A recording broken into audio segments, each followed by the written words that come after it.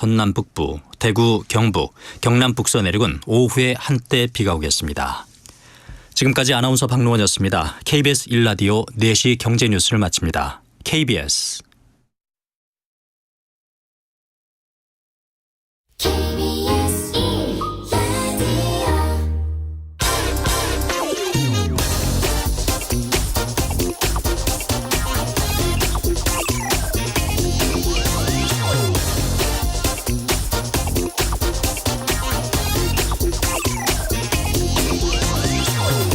도이치모터스 주가 조작 사건의 공범으로 추가 기소된 민모 씨에 대해서 오늘 징역형 선고가 내려졌습니다. 민모 씨는 김건희 여사의 도이치모터스 주식 거래 내역이 담긴 이른바 김건희 파일 작성자로 2년 전에 미국으로 도주했다가 지난해 연말에 체포돼서 추가 구속 기소된 그런 인물입니다. 검찰은 징역 4년에 중형을 구형했지만 재판부는 오늘 징역 1년 6개월에 집행유예 3년을 선고했습니다. 권오수 전 도이치모터스 회장을 비롯해서 다른 공범들도 모두 징역형 선고받고 현재 2심이 진행 중입니다. 이 사건에서 유일하게 김건희 여사에 대해서만큼은 검찰이 기소를 할지 말지 여부는 물론 조사조차 지금 이루어지지 않고 있습니다. 그간 공범들 재판 과정에서 김건희 여사가 이 범행에 연루돼 있다는 정황은 이미 공개된 바 있습니다. 법과 공권력은 모두에게 예외 없이 똑같이 적용될 때 국민들이 믿고 따를 수 있습니다. 누구에게만 엄하게 적용되면 그게 바로 독재국가입니다. 네, 경제와 정의를 다잡는 홍반장, 저는 KBS 기자 홍사원입니다. 오늘까지 책 선물 이벤트 진행합니다. 2024년 주요 경제 트렌드를 담은 김광석 교수의 새 책 스태그플레이션 2024년 경제전망, 그리고 세계 30개국 경제 기행을 통해서 다가올 기회를 담은 박정호 교수의 새 책 세계 지도를 펼치면 돈의 흐름이 보인다. 이 두 책을 각각 하루에 4분씩 추첨해서 보내드립니다. 책 받고 싶은 분은 짧은 문자 50원, 긴 문자 100원이 드는 샵 9730으로 이름과 연락처, 주소 보내주시면 됩니다. 자, 홍사원의 경제쇼 출발하겠습니다. 유튜브 오늘도 함께 갑시다.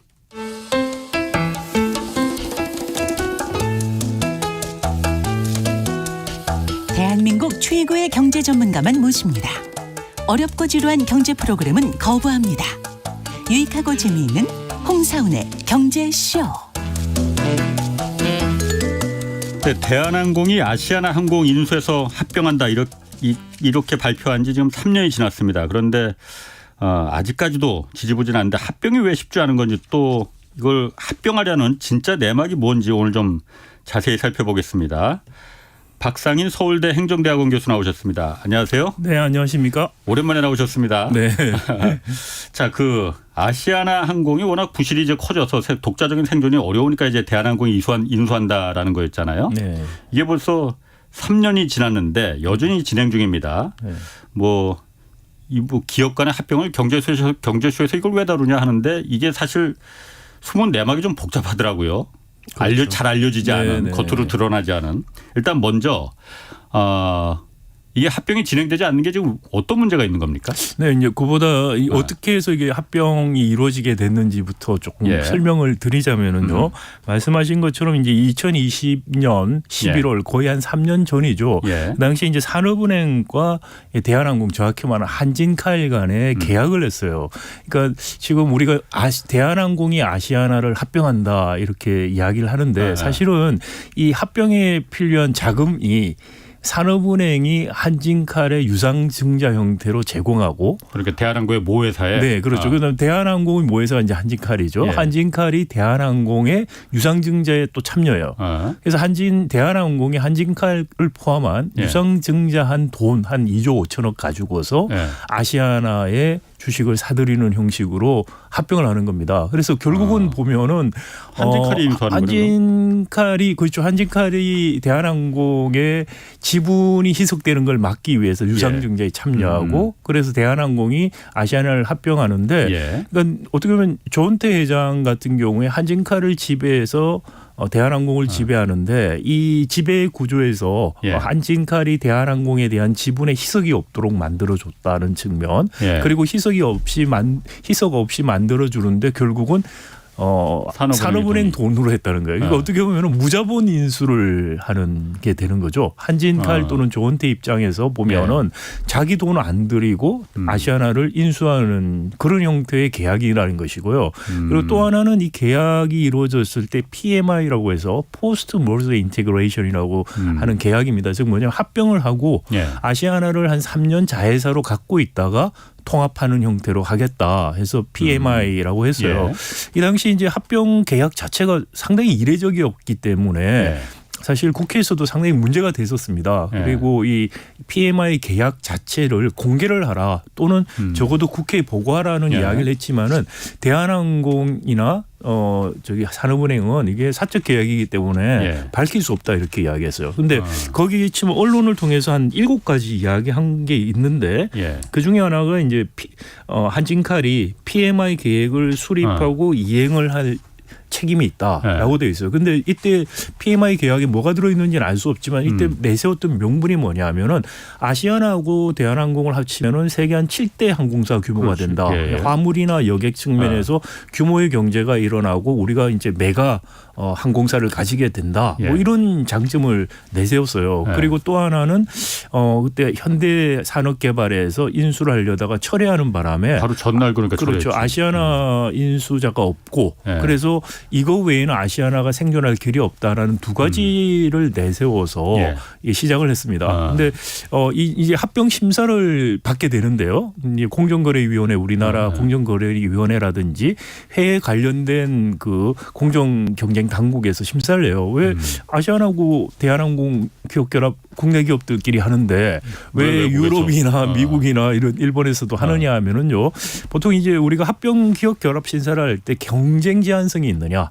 이 합병을 통해서 소비자에게 가격을 올리는 그런 일들이 벌어질 것인가를 심사를 하는 겁니다. 기본적으로. 그러니까 외국에서도 자국민들한테? 그렇죠. 그러니까 그게 이제 뭐냐면 시장을 기초로 심사를 하는 거예요. 이 시장에서 합병 때문에 가격이 올라갈 것이냐 시장의 가격이. 그런데 이 항공산업에서 시장을 어떻게 정의하냐면은 이거 획정한다고 그럽니다. 전문용어로 시장 획정을 하는데 그거는 이제 시티페어라고 그래요. 그러니까 비행기가 서울에서 예를 들어서 런던으로 왕복하는 비행기가 있지 않습니까? 그럼 서울 런던 노선 그 노선이라고 흔히 말하는 노선이 하나의 시장이 돼요.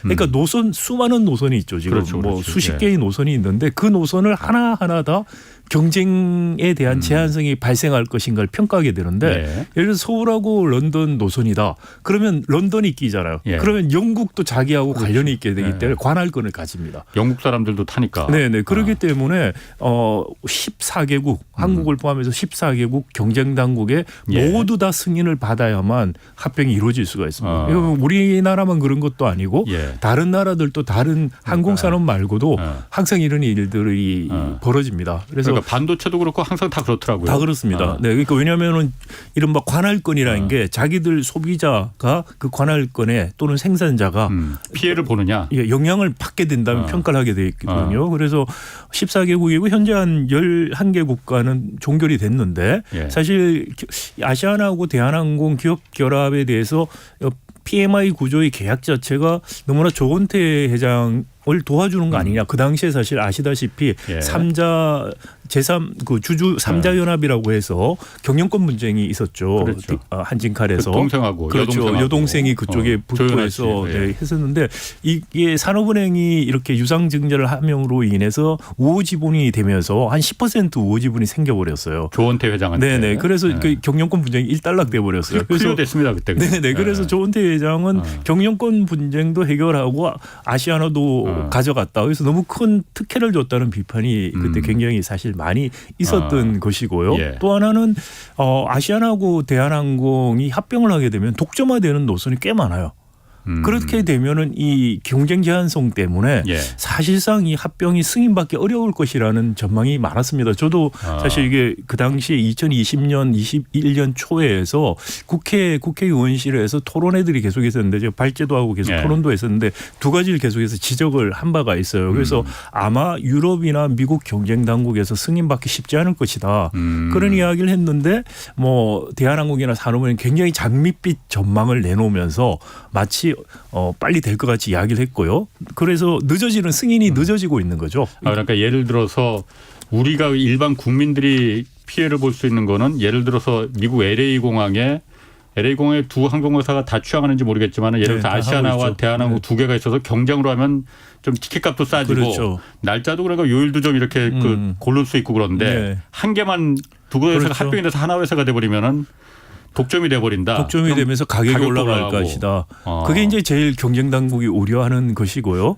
이게 항공산업의 기업 합병은 뭐 우리나라뿐만이 아니고 유럽이나 미국에서 많이 있습니다. 그렇기 예. 때문에 이 합병의 경쟁 제한성 평가라는 게 아주 스탠더드하게 하는 방식들이 있어요. 예. 근데 그 방식을 적용해서 보면은 사실 한국하고 미주 노선, 유럽 노선에서 경쟁 제한성이 인정될 가능성이 굉장히 높아서 예. 이게 사실상 이게 허용되기 어렵거나 가능하겠느냐? 아니면은 사실 슬롯이라고 우리가 말하는 것들을 예. 대거 이양하다는 시정 명령을 받을 것 같다라는 예상을 했었죠. 근데 슬롯이 뭐냐면 이제 비행기가 그 착륙하고 또 이제 승객들 태우고 공항에서 이동하고 하는 그런 시간대 를 사용할 수 있는 권리입니다. 그러니까 예. 그 공항에 이른바 그 항공사 이용할 수 있는 이용권. 그렇죠. 그걸 우리가 슬롯 중요하지. 예. 이용할 수 있는 시간대에 예. 대한 권리인데 예. 그게 중요한데 이제 노선에 따라서 이제 슬롯이 좀 다르기도 해요. 그러니까 취항을 많이 하는 노선 같으면 뭐 예를 들어서 런던 서울은 아시아나 같은 경우 7개,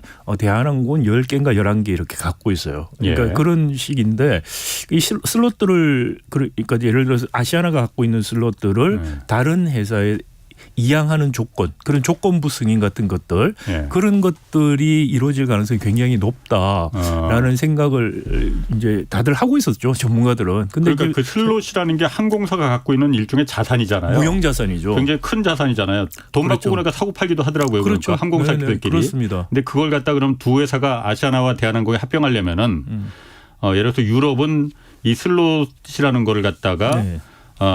예를 들어서 50개를 갖고 있으면은 네. 뭐 한 15개를 무상이든 어쨌든 간에 네. 포기해라. 이걸 갖다 전제 조건으로 삼는다 이거죠. 그게 이제 전제 조건으로 보통 그런 지금 뭐 전제 조건을 삼는다는 게 아니고 기업 결합 심사에서 항상 예. 항공산업 같은 경우에 그렇게 시정 조치를 내렸어요. 그래서 시정 조치에서 너무 많이 슬롯을 팔아라고 해서 예. 포기를 하라고 하니까 예. 이게 슬롯이라는 게 사실 항공사의 무형 자산이고 항공사의 기업 가치를 결정하는데 굉장히 중요한 그렇죠. 자산입니다. 예. 그러니까 그 자산을 많이 포기하고 합병을 하라는 식으로 돼버리니까 예. 어떤 경우에는 이제 에어 캐나다가 예. 그 캐나다 세 번째로 큰 그 항공사하고 기업 결합을 하려고 했는데 또 EU에서 캐나다하고 EU 노선에 슬롯을 많이 양도하도록 시정 명령을 내렸어요. 그래서 결국은 포기를 했어요. 그렇군요. 그렇게 해서는 남는 거 없다 생각해서 포기를 했고 어떤 경우는 이제 슬롯들 포기하고 합병을 한 경우도 있고 그렇습니다. 그래서 기본적으로 이제 유럽 또 지금 그럴 것 같다라는 생각들을 하고 있는데 지금 유럽에서 원래는 올 여름쯤에 결과가 나올 거라는 예상을 했었는데 네. 계속해서 심사가 지연되고 있어요. 이 심사가 지연되고 있다는 거는 경쟁 제한성에 대해서 상당한 의문을 가지고 더 깊이 있게 보겠다는 이야기가 되고요. 3년 동안 봤는데 더 보겠다는 거예요? 네, 그렇죠. 이게 기업 결합 심사라는 게 생각보다 오래 걸리고요. 그다음에 경쟁 당국에서 이것만 하는 게 아니거든요. 다른 일들도 많은데 예를 들어서 빨리빨리 처리할 수 있는 것들은 빨리 끝내는데 이게 좀 더 깊이 있게 봐야겠다 그러면 더 오래 보죠. 과거에 우리 최근에도 사실 우리 현대중공업하고 대우조선 기업 결합 심사 같은 경우에 유럽에서 생각보다 오래 가서 결국은 대우조선 기술 새로운 그 LNG선 기술 자체를 제3의 특히 다른 싱가포르에 회사에게. 있는 네. 회사한테 무상으로 넘기고 예. 그 회사가 경쟁력을 가질 때까지 대우해양조선에서 더 이상 만들지 말고 뭐 아주 까다로운 조건으로 조건부 승인을 해줘서 결국은 포기를 했죠. 그 기업 결합 자체를. 예. 그런 일들이 있었고요. 예. 그러니까 지금 대한항공, 아시아나, 미국이나 유럽에서 승인 자체가 계속 늦어지고 있다는 것은 굉장히 안 좋은 사인이에요. 특히 그러니까 미국과 지금 그러니까 이 두 회사가 합병을 한다는데 네. 반대를 하는 나라가 유럽하고 어딥니까? 미국하고 네, 일본이 아직 안 났죠. 이 세 나라가 지금 아직 승인이 안 난 거잖아요. 승인이 안 났죠. 네, 근데 최근에 제일 나온 거는 이제 영국인데 예. 영국 같은 경우에 아시아나가 갖고 있는 7개 슬롯을 런던하고 서울 사이에 예. 그 노선의 7개 아시아나 슬롯 자체를 버진 아틀랜틱한테 무상으로 양도하는 조건으로 조건부 승인을 받았어요. 버진 아틀란틱은 그 영국 항공사죠. 영국 항공사죠. 거기에 받는데 그럼에도 불구하고 버진 아틀랜틱이 예. 사실 아시아나만큼 대한항공 통합된 대한항공에 경쟁 압력을 줄 수 있을지에 대해서는 지켜보겠다라는 유보적인 태도를 취했고요. 그럼 그래서 유럽은 그렇다 치더라도 미국하고 일본도 그럼 그런 조건을 뭐 이렇게 앞으로 상의해야 돼. 그런 자산을 갖다 그러니까 주면서 대신 네. 우리 합병을 허락해달라 이렇게 해야 되는 거 아니에요? 그렇죠. 그런 식으로 이제 계속 이야기를 지금 한국과 하고 있는 것일 거고요. 예. 대한항공 쪽에서 할 것 같은데 예. 일본은 사실 그다지 뭐 미국이나 유럽만큼 심각하지는 않아요. 일본은 아마 좀 미국, 유럽 눈치 보고 지금 가는 것 같은데 예. 사실 미국하고 유럽이 제일 어떻게 보면 수익성이 높은 노선이거든요. 예. 그리고 이게 가장 지금 경쟁 제한성이 우려가 되는 노선들이에요. 그래서 예. 유럽도 그렇고 미국도 아마 지금 미국 같은 경우에는 외신에 의하면은 미 법무부가 아마 소송을 할 거다. 이게 무슨 말이냐면 그건 불안다는 의미가 예, 돼요. 예. 그런데 그런 뉴스가 나오는데 이제 대한항공 쪽에서는 그런 이야기한 적 없다. 부인을 하고 있는데 지금 올 여름쯤에 뭔가 중간적인 발표가 나올 것 같은데 그것도 없이 지금 계속 나가고 있어서 지금 아예 미국은 뭐 슬롯 반환 자체가 아니고 불허할 가능성도 있다. 그리고 한국공정거래위원회에서도 경쟁 제한성 때문에 이야기한 노선들이 있었는데 지금 외국 경쟁당국에 의해서 훨씬 그게 늘어나고 있고요. 그리고 또 하나는 우리나라에서 했을 때는 화물에 대해서는 경쟁 제한성이 없다고 평가했었어요. 여객하고 화물도 또 그렇지. 별도로 다 예, 예. 평가를 하는데 근데 유럽이나 지금 미국은 화물에 대한 부분도 굉장히 걱정을 하고 있어요. 그러니까 그래서 대한항공도 아시아나 여객만 그러면 합병을 하고 화물은 그래서 매각하겠다. 그런 조건도 제시했잖아요. 그렇죠. 그러니까 그런 거를 이제 저 유럽 경쟁 당국에 가서 자꾸 이야기를 하는 거죠. 이런 식으로 해주면 해주겠니? 뭐 이런 식으로 자꾸 찔러보는 건데 문제는 이제 그래도 어렵다 이거죠. 그런데 그게 이제 뭐 한편으로는 예. 아까 말씀드린 것처럼 런던하고 서울 슬롯 아시아나 7개 그 굉장히 무형 가치 높은 거를 그냥 버진 애틀랜틱한테 무상으로 넘겨줘 버리면은 이제 국부 유출 논쟁이 우리가 생기는 거죠. 예. 아시아나라는 한국 기업이 갖고 있는 무형의 자산을 외국계 기업에게 넘겨주는 물론 이제 영국 경쟁 당국이 그걸 원하는 게 아니고 경쟁할 수 있는 누군가가 있어야 된다는 것 때문에 넘겨주는 거긴 하는 겁니다. 예. 근데 그럼에도 불구하고 우리 입장에서 보면 이제 국부 유출이 되는 거죠. 이제 그런 문제들이 불거지니까 최근에 이제 대한항공에서 이야기하는 거는 국내 LCC한테 넘기겠다는 거예요. 화물 부분도 저가 항공사한테 화물 부분도 팔고 아시아나 화물 부분 팔고 그다음에 아시아나 이제 앞으로 슬롯 문제. 유럽은 지금 한 4개 노선 프랑크푸르트, 파리, 로마, 바르셀로나에서 4개 노선에서 슬롯 숫자로 아시아나가 갖고 있는 슬롯 숫자로 따지면 한 거의 30개 가까이 돼요. 네, 훨씬 런던보다 큽니다. 근데 이것도 이제 그때 영국 같은 경우에 버진 아틀랜틱에 넘기는 것 때문에 국부 유출 국내 비판을 받으니 LCC 국내 LCC에 넘기겠다 그러는데 근데 이 조건을 유럽 경쟁 당국에서 심각하게 좀 받아들일 거라고 생각이 안 됩니다. 국내 LCC가 지금 그렇게 장거리 운항 노선을 해본 경험도 없는데 슬롯만 받아서 경쟁력 있게 운항할 수 있다. 그다음 화물 여유도 없을 것 같은데 저가 그건 뭐 항공사들이. 그렇죠. 그러니까 국내 여론의 눈치를 보고 그런 이야기를 하는데 그걸 정말 유럽 경쟁 당국에 제시하면은 유럽 경쟁 당국이 그 진정성 있게 받아들일 건가라는 생각이 들어요. 그러면 대한항공 같은 경우에는 아시아나 항공을 인수하면서 인수하는 조건으로 다 그렇게 슬롯도 이제 그냥 거저 주고 그게 큰 자산인데 항공사로 봤을 때는. 예. 그리고 화물 사업도 그러면 그 매각 포기한다고 하고 그러면은 득이 별로 없을 것 같은데 네. 이걸 인수하려는 진짜 목적은 그럼 그 경영권 방어 때문에 그런 글쎄 지금 거예요? 합리적으로 생각하면 이 정도 되면은 네. 에어 캐나다가 그 3위 항공사하고 기업 결합하려다가 예. 유럽에서 캐나다하고 유럽 사이에 네. 노선 슬롯을 반납하라고 하는 것 때문에 그거 정도 무형의 자산 일꾼 할 가치가 없다고 선언을 한 것보다 훨씬 심각한 상태예요 지금. 예. 그래서 합리적으로 생각하면은 네. 대한항공에서도 이 정도 조건으로 오면은 할 필요성을 못 느끼는 게 합리적이에요. 왜냐하면은 아시아나를 지금 인수하고 있지 않습니까? 예. 아시아나가 지금 부채가 굉장히 많죠. 한 12조인가 아마 있는 예. 걸로 알고 있는데 그 부채는 다 안고 아시아나에서 정말 가치가 있는 무형의 자산들은 다 포기하는 거예요. 그러니까 대한항공도 부실화될 가능성이 커요. 이렇게 인수가 사실 이루어지게 되면. 예. 근데 그러면 대한항공도 얻는 것도 없고 아시아나는 거의 공중분해가 돼요. 그러니까 처음에 PMI 계약서에서 세계 7대 어쩌고 저쩌고 이렇게 말한 건 아시아나하고 대한항공 합병해가지고 아시아나의 뭐 인력 조정이나 또는 운항수 조정이 없다고 이야기를 했을 때 이야기예요. 예. 근데 그 지금 그 계약 자체가 지켜질 수 없는 상황이기도 해요. 그러니까 사실 그래서 이 계약이 지켜질 수 없는 상황이면은 산업은행이 계약 파기를 해도 저는 될 거라고 생각하는데 지금 산업은행도 그렇고 대한항공도 여전히 계약 내용에 대해서 전혀 공개를 하지 않고 있어요. 그럼 산업은행이 지금 이 그 대한항공 조원태 회장이에요. 조원태 네. 회장이 이 합병을 추진하는 이유는 손해가 있을 가능성도 있는데 추진하는 이유는 한진칼에 산업은행이 8천억을 투자했으니 네. 그리고 그 산업은행이 그 투자한 만큼 지분을 조원태 회장에 지지하는 거로 했으니 네. 그 부분을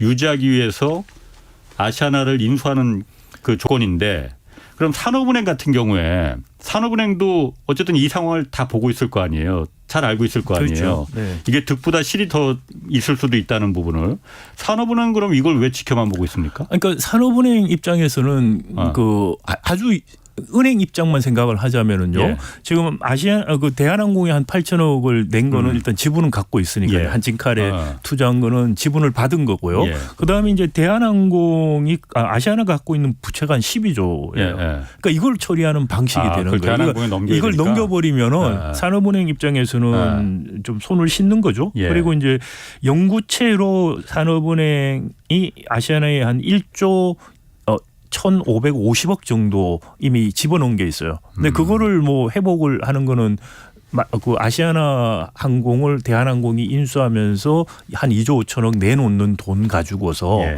그래서 이제 어느 정도 회복이 할 수도 있죠. 그러니까 산업은행 입장에서만 생각을 하자면은 자기들이 골치 아픈 회사를 떠넘긴다는 차원에서 이게 하고 싶어 할 수 있는 요인이 있어요. 근데 산업은행이 그렇겠네요.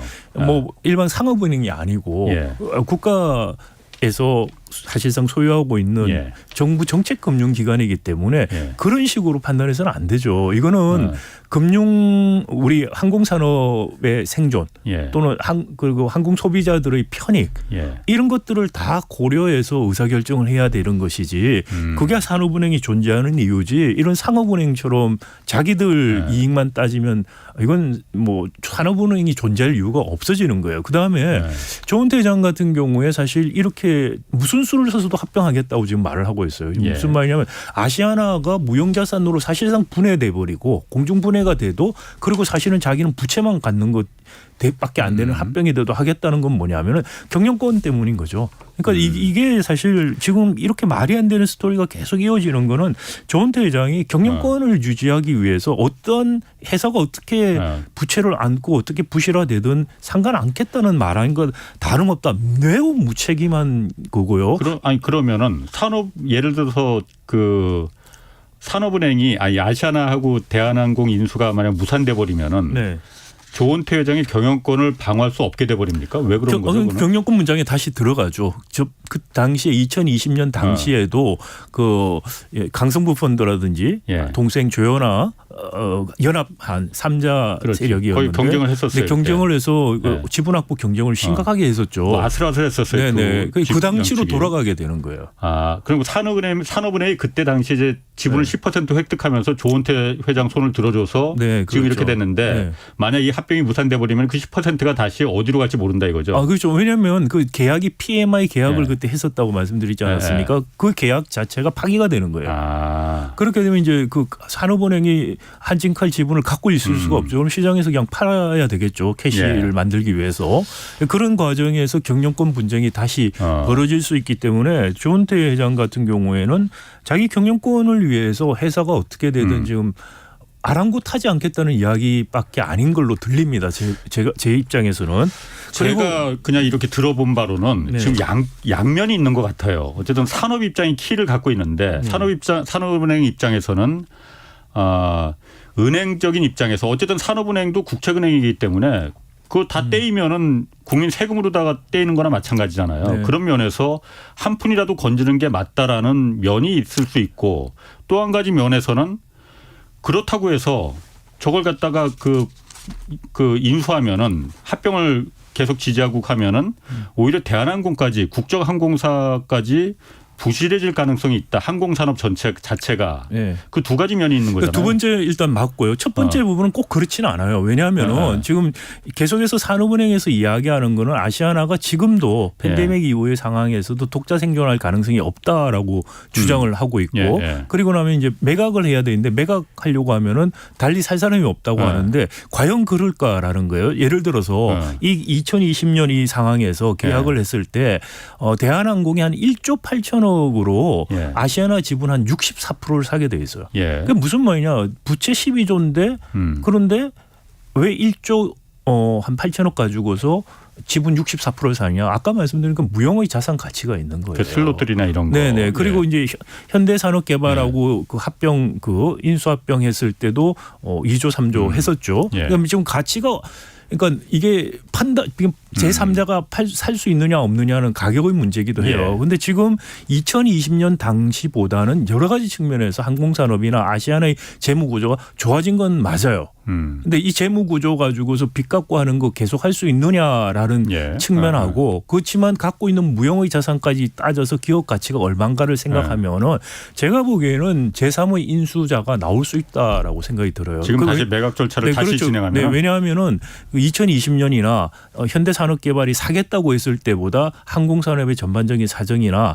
아시아나의 캐시플로우 같은 것들이 훨씬 좋기 때문에 외국 자본이 들어올 수도 있겠네요. 외국 자본이 들어올 수 있고 국내에서도 살 수 있는 기업들이 있을 거라고 생각합니다. 제가 뭐 구체적인 만약에 생각하고 있는데 관심을 보이고 있었던 우리 재벌 기업들이 있어요. 그래서 국내에서도. 그럴 수도 있고 그다음에 정 안 되면은 일본의 자일처럼 네, 그 산업은행이 지금 아시아나 칼에다가 인수 자금 대준 거 그거 빼서 그다음에 산업은행이 그 돈을 가지고서 조금 더 아시아나를 재무적으로 튼튼하게 만들고 그리고 전문 경영인 체제로 가서 옛날에 일본의 자리 그렇게 해서 회복을 했거든요. 그런 식으로 방법도 있습니다. 그러니까 지금 아시아나가 있음으로 해서 우리나라 소비자들이 독점 가격을 지불하지 않게 되는 그런 이점이라든지 지금 인수합병이 이대로 간다면은 슬롯이라는 많은 자산들을 유출이 되는 정말 국부 유출들이 생기는 그런 문제라든지 이런 것들 종합적으로 판단을 해보면은 산업은행이 지금 다시 매각 절차를 이제 진행하는 게 맞다라고. 네, 그렇습니다. 그리고 PMI 계획이 어떻게 돼 있는지 모르지만 거기서 이야기했던 상황들하고 좀 많이 바뀌었어요. 그러니까 왜냐하면 지금 이렇게 슬롯을 이렇게 많이 팔고 그리고 아시아나 이렇게 되면 대규모 인원들을 사태가 날 수 있죠. 대거 해량을 할 겁니다. 물론 대한항공 그 해고 안 시키겠다고 뭐 말은 그런 하지만 것들을 지킬 수가 없어요. 사실. 자 그러면은 만약에 아시아나 항공을 갖다 워낙 큰 항공사니까 둘 다 그런데 아시아나 항공을 다시 매각 절차를 다시 진행한다. 대한항공하고는 이거 쉽지 않으니까 그럼 진짜 인수할 수 있는 그 국제적인 분쟁에서 독점이 문제가 되지 않는 다른 기업이나 다른 항공사에 만약 매각한다 할 때 조은태 회장 그러면은 대한항공을 경영권이 경영권 문제에 다시 휘말릴 수가 있죠. 그래서 조은태 회장은 무슨 수를 써서라도 이거 인수하겠다라는 입장인 그런 거고. 이야기가 아닌가 네. 싶습니다. 그렇군요. 자, 그러면은 합리적인 대안은 그 박 교수님 생각에는 네. 이게 다시 재매각으로 내놔야 될 사람이 있을 거다. 그렇죠. 지금 근데 PMI 독자 생존할 가능성은 없어요. 그 독자 생존이라는 게 여기 산업은행이 네. 한진칼에다가 그 뒀던 한 8천억 정도를 예. 오히려 아시아나 재무 건전성을 위해서 주면서 예. 주식을 더 확보를 하는 거죠. 그리고 예. 전문 경영인 체제로 가서 경영을 정상화시키는 방식, 그게 이제 독자 생존의 길이고요. 예. 그리고 아니면 이제 매각을 하는 거죠. 그래서 그럼 뭐 궁금한데 산업은행은 네. 아시아나가 이제 코로나 때 그렇게 타격을 받았지만 지금은 이제 상황이 좋아졌으니 그렇죠. 이거 다시 매각 진행하면은 그렇게 말씀하신 대로 슬롯 같은 거 국부 유출을 없이도 네. 산업은행에 돈도 회수할 수 있고 그러면 일거양득인데 왜 산업은행은 그걸 생각을 안 합니까 그러면? 저도 그게 궁금해요. 이게 왜냐하면은 이게 이제 사실 요점이 그거네. 아시아나 대한항공이 딜이라는 게 문재인 예. 정부 때 한 거거든요. 예. 지금 윤석열 정부가 문재인 정부에 조그만 꼬투리 잡을 거 있으면 다 털고 있는데 예. 지금 이것도 사실 털려면 털 수 있는 생각만 하면 그런 예. 상황인데 오히려 계속해서 같은 정책을 유지를 하고 있어요. 그러니까 상식적으로 합리적으로 안 돼요. 그래서 보면 뭐냐면 재벌 앞에는 똑같다는 거예요. 재벌 앞에는 윤석열 정부, 문재인 정부가 다르지 않다는 걸 보여주는 그러게. 거예요. 아시아나 그러니까 재무 상황이 지금 부채가 워낙 많고 재무 상황이 어느 정도로 호조됐는지 그리고 이게 여기가 다시 경쟁력을 갖고 있었는지 그거는 제가 모르겠습니다. 그런데 박 교수님 말씀대로 아시아나항공이 이제 좀 상황이 나아져서 매각할 사겠다는 기업이나 다른 외국 자본에 팔아도 그렇죠. 문제 없는 거잖아요. 그렇다 하면은 그 부분도 생각할 수 있는데 왜 그 부분은 생각하지 않느냐 산업은행이 키를 갖고 있는 산업은행이 이게 그러니까 지켜봐야 될 문제로군요. 그렇죠. 그래서 산업은행이 합리적인 대답을 못 주니 지금 예. 이야기하는 게 아시아나가 독자 생존 가능성이 없다는 이야기를 자꾸 하고 있어요. 그런데 말씀드린 것처럼 예. 2020년에 대한항공이 아시아나 인수할 때 냈던 돈을 생각해 보거나 예. 현대산업개발이 인수하려고 했을 때 그때 생각했던 돈 생각하면은 지금 하고 그 당시를 비교할 때 지금이 예. 훨씬 더 좋은 상황이라는 거예요. 그러니까 매각을 하거나 또 예. 독자 생존이 불가능하다고 판단하는 것은 예. 상당히 합리적이지 않고요. 예. 이야기하는 게 보면 유가 문제, 뭐 환율 문제인데 예. 그거는 굉장히 변동성이 높아요. 예. 그걸 가지고서 지금 계속 갈 거라는 식으로 이야기하면서 장기적인 기업의 생존 문제를 이야기한다는 것도 매우 합리적이지 않고 너무나 의문스러워요. 저는 이해를 할 수가 없는데 이해할 수 없는데 이해하려고 노력을 하다 보니 하나는 재벌 앞에서는 똑같구나. 네, 라는 생각밖에 안 듭니다. 아까 그 아시아나 갖고 있는 그 자산 중에 여러 개가 있지만 뭐 화물 그 사업권도 있고 네. 아까 그 슬롯이라고 말했잖아요. 그 슬롯이라는 게 외국 항공사에 정기적으로 이 아시아나 비행기가 뜨고 내릴 수 있는 그 네, 이용권 공항에. 네, 공항. 그걸 갖다 얼마나 확보하느냐. 그래야만이 그야말로 정기권도 되고 이렇게 사람들이 그 내가 예약을 할 수 있으니까 그렇죠. 이게 한 가격이 어느 정도나 돼요? 그거는 뭐 다 다르죠. 그러니까 같은 슬롯이라고 해도 예를 들어서 시간대가 언제냐. 같은 공항을 쓰는데 시간대에 언제 슬롯을 갖고 있냐에 따라서도 가치가 다 달라요.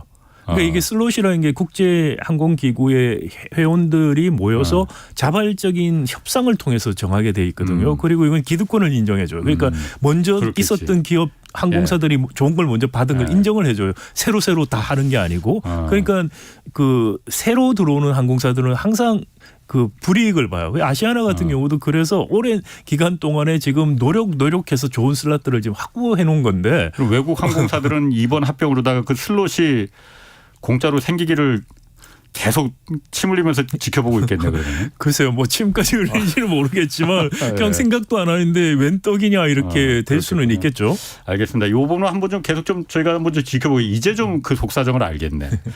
그리고 다음 주제로 그 주제라기보다 요즘 국정감사 이제 시작됐잖아요. 기업인들도 한 100여 명 지금 증인하고 참고인으로 소환됐어요. 근데 이번에 보니까 금융지주 이제 시중은행들 회장단은 다 참고인 증인 명단에서 빠져버렸어요. 뭐 다 해외 출장 갔더라고요. 보니까 요 시기에 맞춰 뭐 일이 있어서 간 거겠죠. 그런데 일을 만들어서 갔을 거라고 생각이 되죠. 근데 제가 왜 이걸 보냐면은 요즘 정부하고 시중은행들 간에 서로 가계부채가 누가 이걸 이렇게 폭증시킨 책임이 누구한테 있느냐 보고 서로 미루고 있잖아요. 정부는 시중은행들은 정부가 이 정책으로다가 가계부채를 이렇게 늘리게 뭐 특례 보금자리론이니 뭐니 해서 이렇게 원래 늘린 거 아니냐. 그리고 시중은행들 그 대출금리도 일부러 내리라고 했으니라는 거고 정부는 아니다. 시중은행들이 무슨 50년 주택 만기 그 담보대출 이런 거로다가 시중은행들이 그 탐욕에 돈이 이자 장세에 눈이 멀어서 이렇게 폭증시킨 거다. 서로 지금 내탓 공방하고 있잖아요. 네. 이번 국정감사에서 좀 그런 부분을 좀 사실 누구 진짜 문제인 거지 이렇게 된 결과가 네. 좀 사실관계가 밝혀졌었어야 될 것 같은데. 네, 사실관계를 밝힐 수가 없는 일이죠. 왜냐하면은 예. 우리 금융이라든지 금감원 정부 측하고 예. 시중은행 측하고 예. 둘 중에 한 명이 진실을 말을 해야 될 텐데 예. 말을 할 이유가 없어요. 왜냐, 우리 금융산업 같은 경우에 윤 예. 대통령이 가장 싫어하는 카르텔 산업이에요. 예. 그러니까 관료와 금융 간에 은행 간에 특히 금융지주 간에 카르텔이라는 건 뭐 사실 너무나 명백하죠. 왜? 예. 주요 금융지주의 회장들이 누굽니까? 전직 관료 출신들이에요. 예. 그 후배들하고 같이 지금 손 맞춰서 일을 하고 있는데 은행들이 자기들 마음대로 했었다. 그건 상식적으로 말이 안 되는 소리예요. 만약에 은행 그 지주 회장들이 국감 출석 안 하고 그렇게 출장 가면 한번 두고 보자. 금융위원회나 금감원에서 그런 식으로 이야기를 했다. 시그널을 줬다. 예. 출장 안 가죠. 그리고 이게 이제 국감이 있으면은 지금 국감 증인 피하기 위해서 국감 때면은 출장을 만들어서 나가요. 금융기관뿐만이 아니고 이번 국감에 좀 부를 것 같다 그러면은 다 출장을 가버리죠. 그러니까 그리고 이게 뭐 출장 가는 사람 강제 구인할 수 있는 권리도 없고 하다 보니까 그렇죠. 그러니까 뭐 그때만 뭐 한 1-2주만 모면하면 되니까 그렇게 해서 뭐 사실 국감을 통해서 사실 규명을 그렇게 한다는 거는 불가능하고요. 사실 미국 의회처럼 우리도 상시적으로 청문회 같은 걸 해야 돼요. 그러니까 히어링, 국감하자는 말은 계속 그렇죠. 있지만은. 히어링이라고 말하는 히어링을 통해서 증인들을 법적으로 구인을 할 수 있고 이슈가 있었을 때마다 그렇게 이슈 있을 때 금방금방 해야지 어디 출장을 못 잡고 나갈 거 아니에요. 우리도 청문회 제도는 있잖아요. 물론 여야가 합의를 해야 하지만. 네, 맞습니다. 근데 그거를 조금 더 상임위원회 단계 수준에서 필요하면 그때 구감 이상 수준으로 청문회 히어링 같은 거를 해서 증인들을 그리고 구인할 수도 있는 법적인 강제를 가지고서 출석시킬 수 있는 그런 제도를 해야지만 실효성이 있지. 이게 1년에 한 번 날 정해놓고 국감 이렇게 한 1-2주 하면서 이거는 뭐 정치인들도 진정성이 있으면 이러지 않을 거라고 저는 생각이 됩니다. 뭐 물론 그러니까 그 상시 국감 얘기는 계속해서 나오지만은 그 부분에 대해서는 이제 좀 우리가 필요성이 있다고 보고 어쨌든 그러면 이번에 가계부채가 지금 어쨌든 3월까지 줄어들다가 4월부터 뭐 그때 정부에서 여러 가지 정책 내놓긴 했습니다. 그때부터 이제 뭐 그렇죠. 부동산을 이제 다시 이제 들썩들썩 하기 시작했고 가계부채 책임은 그럼 누구라고 보십니까 그러면은? 그래서 지금 가계부채 기본적으로 정부죠. 정부가 정책적으로 집값을 안정화시킨 집값이 너무 지금 떨어질 것 같고 하니 그리고 또 미분양 사태 나면서 PF 문제가 심각해지고 하니까 미분양 사태도 막고 집값이 너무 급격하게 떨어지는 걸 막는다는 취지로 그런 정책들을 풀었죠. 특례 보금자리론 같은 거 일반인들에게도 허용을 하고 그다음에 은행들이 그럼 50년 만기로 하는 것들을 은행들이 그냥 알아서 만들어서 냈을까? 저는 결코 그럴 수가 없어요. 사실. 그 금융당국의 허가를 받아야 되는 겁니까? 허가도 받는 것뿐만이 아니고 금융당국하고 협의해서 한 거지.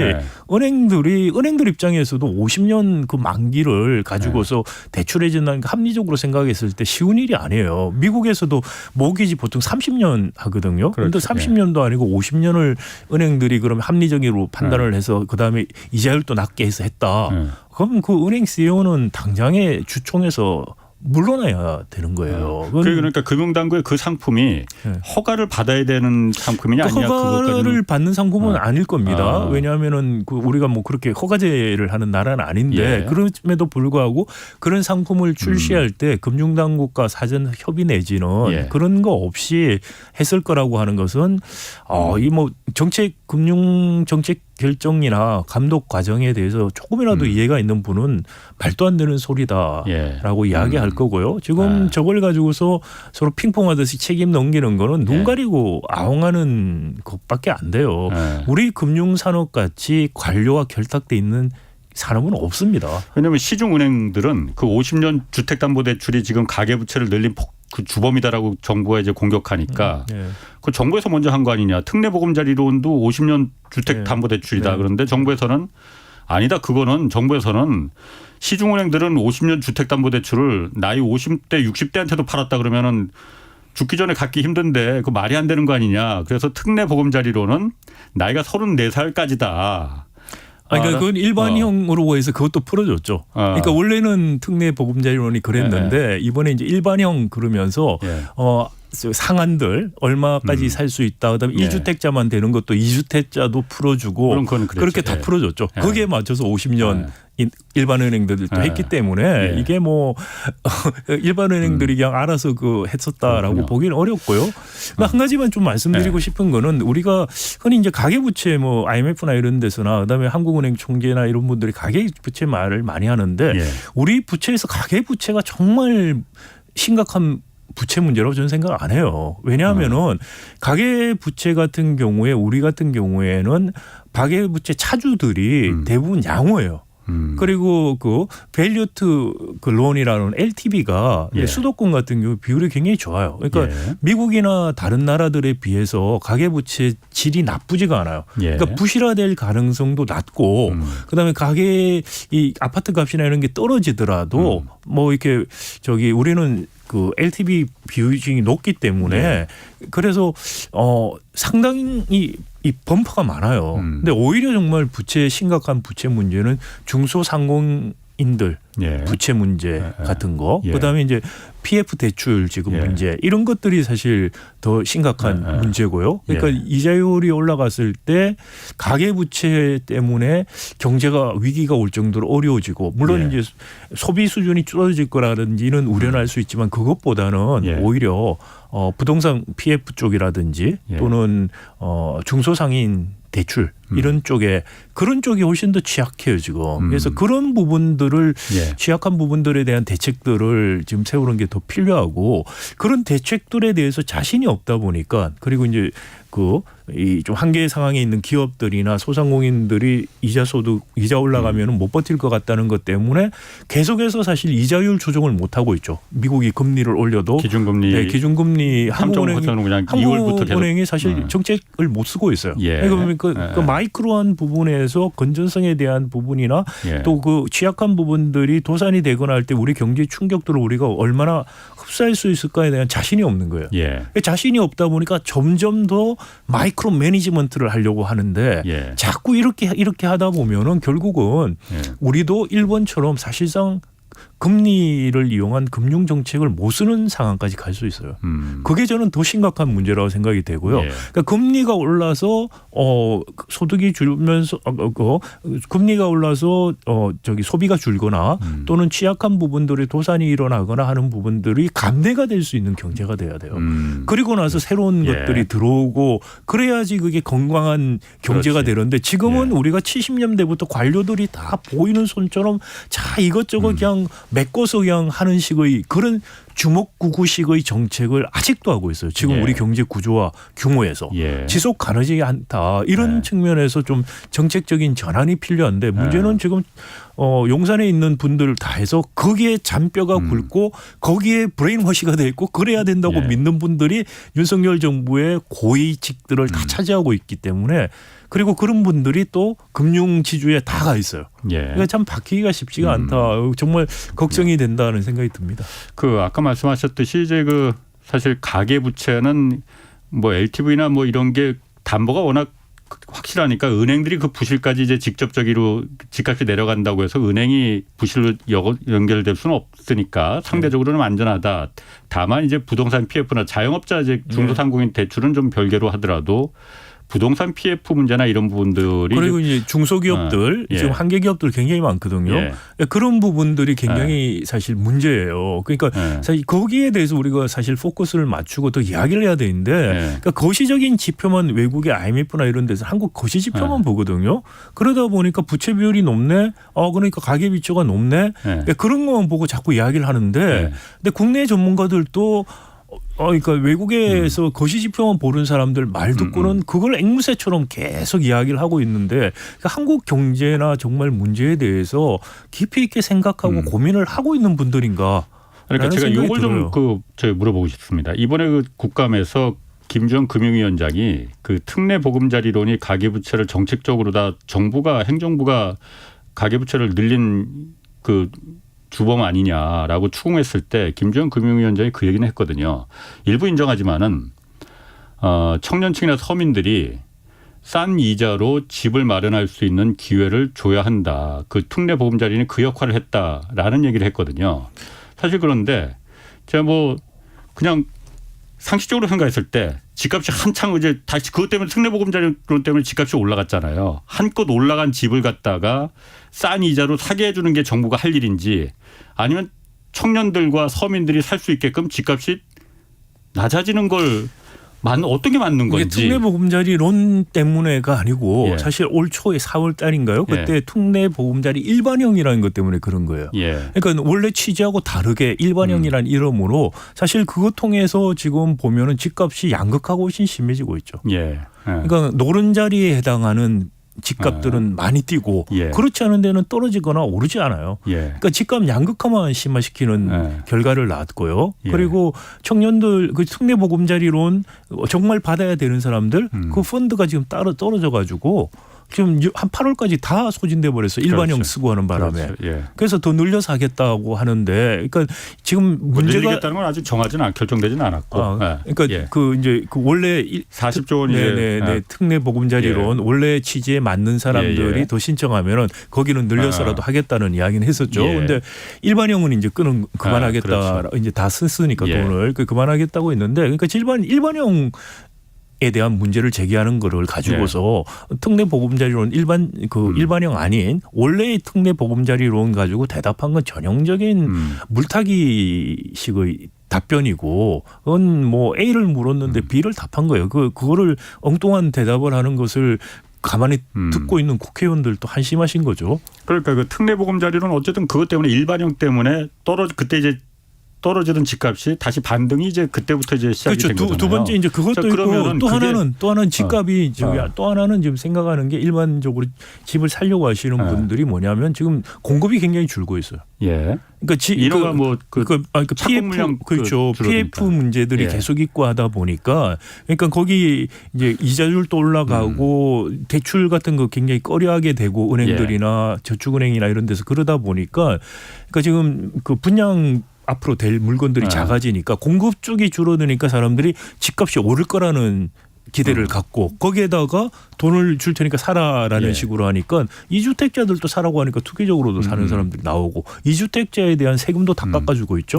그러니까 특히 돈 될 것 같다고 생각되는 노란자 집들만 올라가는 거예요. 그게 이제 첫 번째고 그다음에 두 번째 생각을 해볼 수 있는 거는 이자율을 지금 인위적으로 우리가 콱콱 누르고 있는 편인데 많은 사람들이 또 시장에서 생각하기로 이게 지금 이자율이 낮을 수가 있다라는 생각을 한 거예요. 제일 그렇죠. 왜냐 인위적으로 눌러놓은 거 이거 언제까지 누를 수 있을까라는 생각을 하다 보면 그러면 이자율 지금 낮다고 생각하는 타임에 공급은 별로 안 돼서 집값이 올라갈 거라고 생각하고 돈은 빌려주겠다. 그러니까 지금 집값이 올라가고 그다음 대출들이 늘어나는 결과가 됐다라는 생각이 듭니다. 뭐 이미 그래서 시장 이자율은 정부가 암만 기준금리 동결하고 하더라도 이미 뭐 주택담보대출 상단은 지금 8% 7% 넘어서 8%까지 올라가고 있잖아요.